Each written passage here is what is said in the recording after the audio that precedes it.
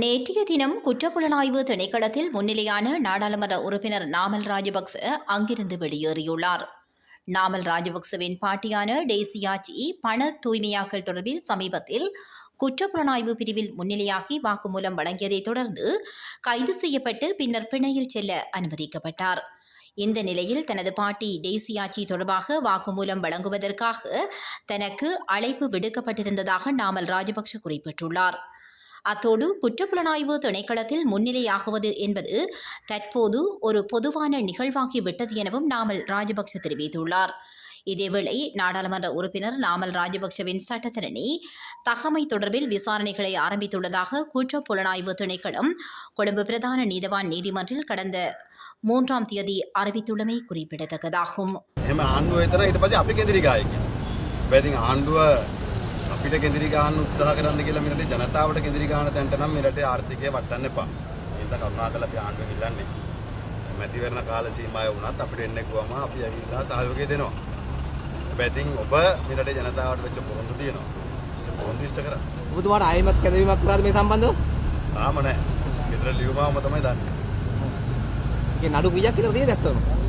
එහෙම නැහැ ඉතින් ඕන කෙනෙක්ට පුළුවන් තමන්ගේ මුදල් හම්බ කරපු විදිය ආණ්ඩුවට හෝ බදු ගෙවන අයට පෙන්වන්න බැරි නම් ආණ්ඩුවේ කැමතිවරයෙක් ඉන්නවා. ඒ කැමතිවරයා ඉස්සර දූෂණ මර්දන කමිටුවේ ප්‍රධාන පැමිණිලිකාරයා.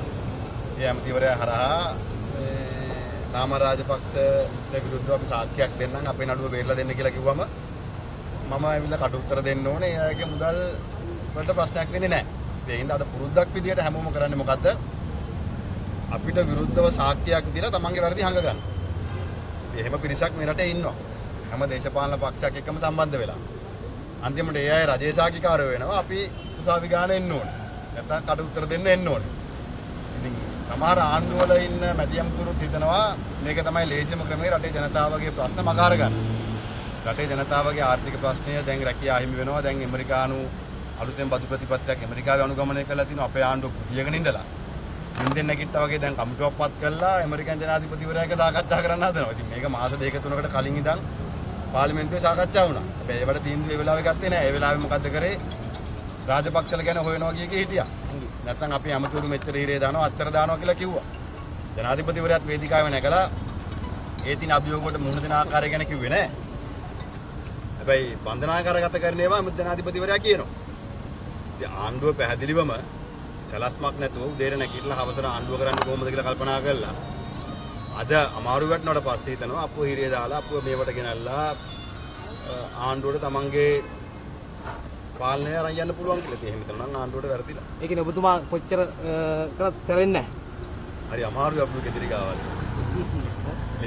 හැබැයි මේ හිටපු ජනාධිපතිතුමා කිව්වේ නම් මේ වේදිකාවල අපි දැක්කා මේ කෙදිරි ගායි ඉදිරියේදී කට්ටියම.